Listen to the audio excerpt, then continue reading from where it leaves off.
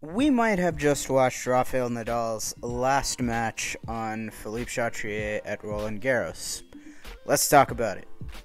So, as you guys will know, Rafael Nadal is far and away my favorite athlete of all time.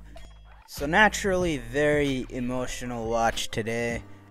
And honestly, contrary to my initial reaction to this being the draw, I come away very satisfied from today's match.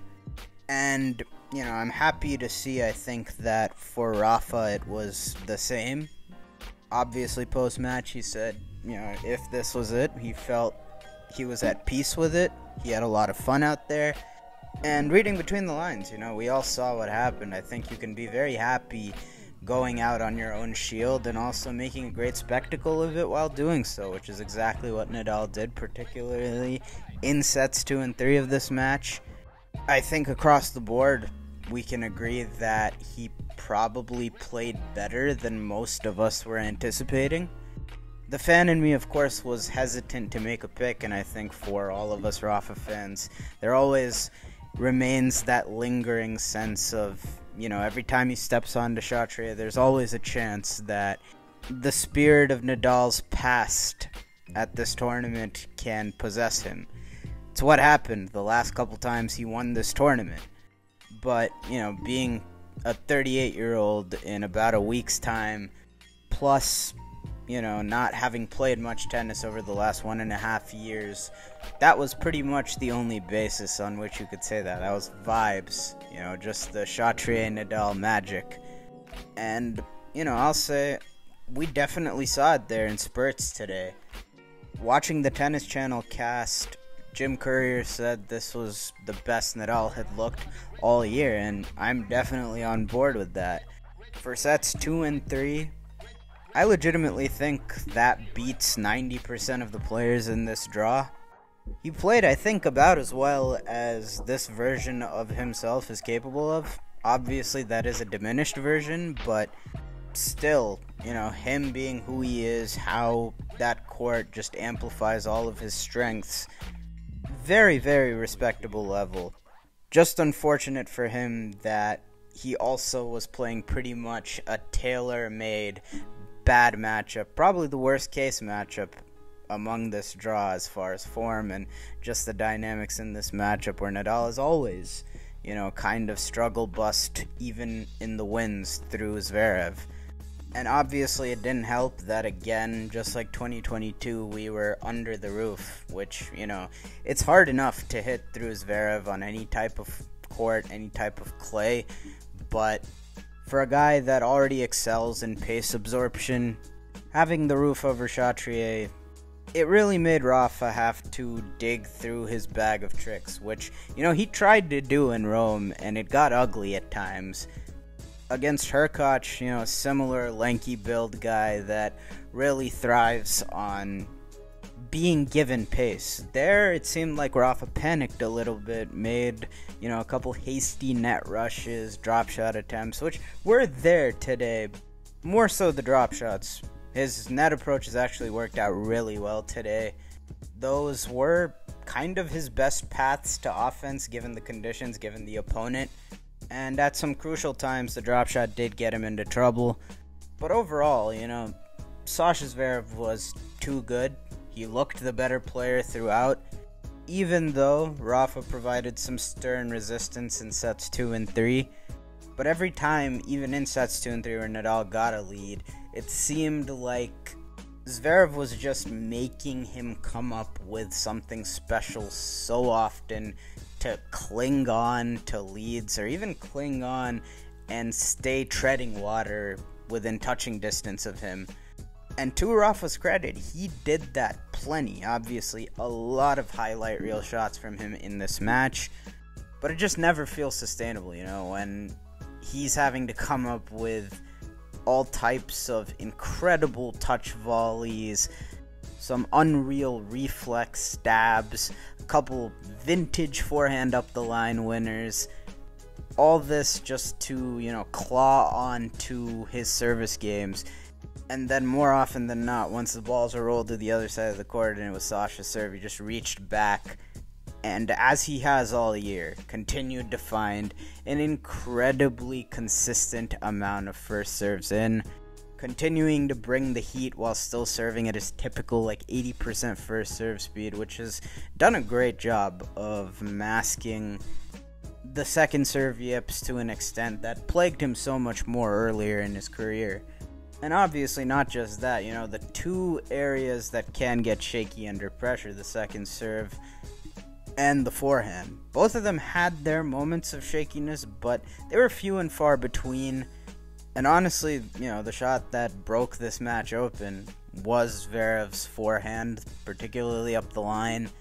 You'll seldom see him hit his forehand with as much conviction start to finish in a match as he did in this one. He said before this match that he was treating it like he would be playing a peak Rafael Nadal, and he certainly played that way. And continuing to play like this, obviously he will be a handful for anybody in this draw. As for Rafa, I like, everybody else in this fan base, when I heard the draw on Friday, it was like, man, you've got to be kidding me. And obviously not just because of the tennis stuff, not just because his chances to pull the win weren't great going in. I just felt like losing first round to Sasha Zverev on Chatrier would leave such a bitter taste in my mouth. I legitimately felt like getting Djokovic first round, getting Alcaraz Sinner obviously would have been super cool just for, torch passing narratives. And of course, even Novak. Someone who already has 2 wins on him on this court, and, far and away the toughest rival of his career. Even that, regardless of the result, I think would have been dope, just for the old head vibes. And I felt so strongly about this at the time of the draw being made that I kind of backtracked on how I felt after Rome, because after Rome, I was like, it is awesome that he's getting the reception he's getting everywhere he goes. It does make all the hard work that he put in to come back on court. As he said a year ago, I don't want to finish my career in a press room. And obviously, it's been a long road just to start playing professional tennis again. And even if he looks like a shadow of his former self, just seeing the type of love he got, obviously that video in Rome, fans covering basically the entire grounds just to get their goodbyes off for him, that was awesome. It made, even stomaching a loss as ugly as that one much easier. But the prospect of losing to Zverev as his last match, first round at Chatrier, kind of made me say, I'd probably want to see him back at the French Open again next year if he were to lose that match. And I don't feel that way at all anymore. I don't have any sour taste in my mouth after that loss. As I said, it was a great watch to see him go out on his own shield here, produce some spectacular highlights, and, remind us again who he is, his essence, with doing everything in his power up until it was game, set, match, up until the very last point, to stay alive in this one, and ultimately get the embrace from the French Open crowd in ways that, before 2022 were unprecedented for him. And obviously, health permitting, knock on wood, this shouldn't be the end of his action in 2024. Most notably, he still has his sights set on the Olympics, and given the fact that there is more ahead, there should be more ahead, you have to be super encouraged by his tennis today. I felt in Rome, especially the first set where he got breadsticked by Hurkacz, that Nadal's been hitting a good ball again, and especially for sets 2 and 3. First set he seemed a little bit tight, no sting on his ball really at all, but sets 2 and 3, I felt that way on both wings. I felt like Nadal still got it as far as, hitting the ball. He can still play.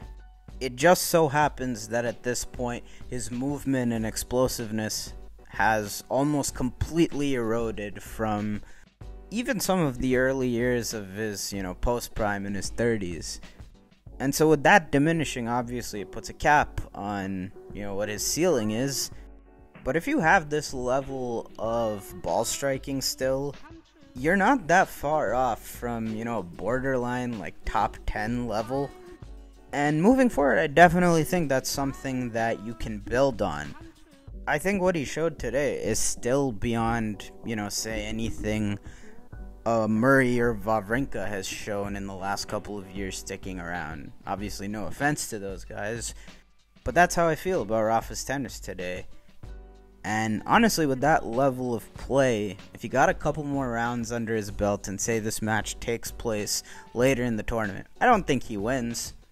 There was clear superiority there from Zverev today, and Rafa Nadal did really well to prolong the inevitable as long as he did. But what I can say, with a couple more matches under his belt, he's probably more match tough, and he probably capitalizes on more of the opportunities he had throughout the course of this match, which were plenty throughout, especially the second set.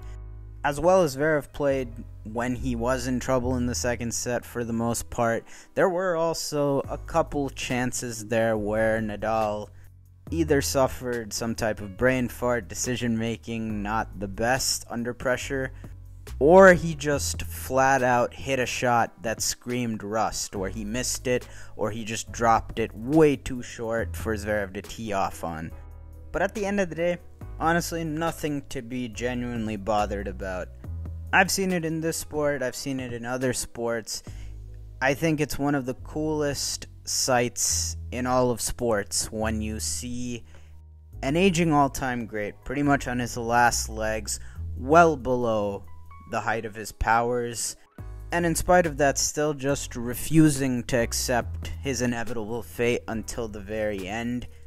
Even if that couldn't even nab Nadal a set here, that display of will, it's just such a poignant sight.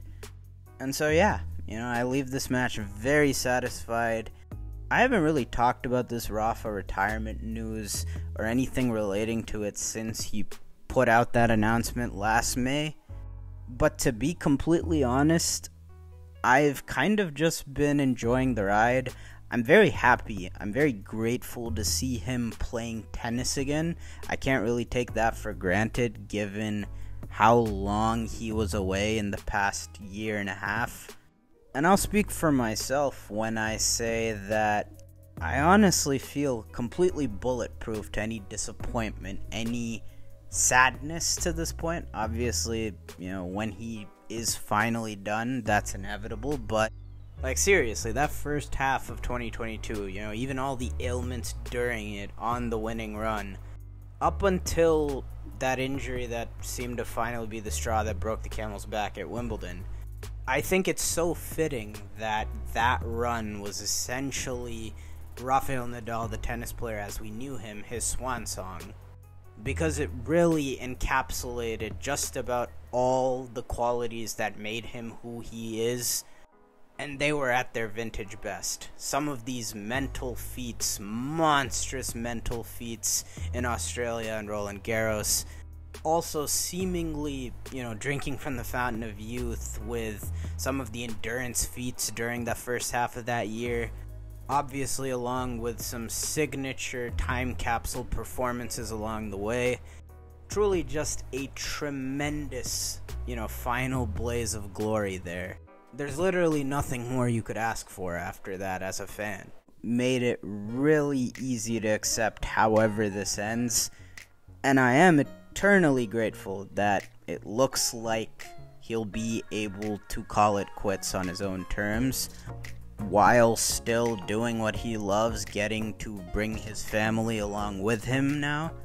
2022, that first half was glorious, but also it kind of already gave me the chance to be distraught at his tennis mortality, and that came at Roland Garros in 2022 when early in the tournament it was disclosed to us that, he was anesthetizing his foot, doing that as a measure to kind of say, this might be it for me right here.